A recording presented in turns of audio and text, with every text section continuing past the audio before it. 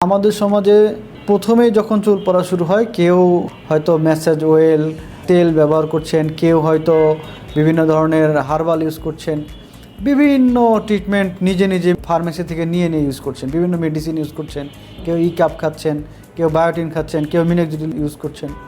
এগুলো না করে আপনি যদি প্রথমেই ডাক্তারের কাছে যান তাহলে কিন্তু উনি আইডেন্টিফাই করতে পারবে যে আপনার প্রবলেমটা কোথায়, ঠিক ওইভাবে ওই প্রোটোকল অনুসারে আপনার ট্রিটমেন্ট করবে।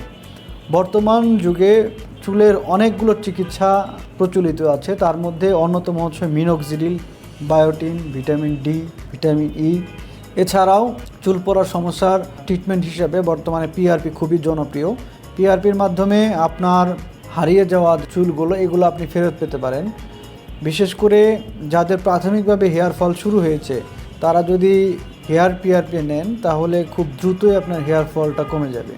তো আপনারা যারা হেয়ার ফলে ভুগছেন তাদের জন্য আমার পরামর্শ হলো, যদি দেখেন প্রতিদিন প্রায় 50 থেকে 100টা চুল পড়ছে, চুলের জায়গা ফাঁকা হয়ে যাচ্ছে, কিছু জায়গা টাক হয়ে যাচ্ছে, তাহলে খুব দ্রুতই ডাক্তারের সাথে দেখা করবেন।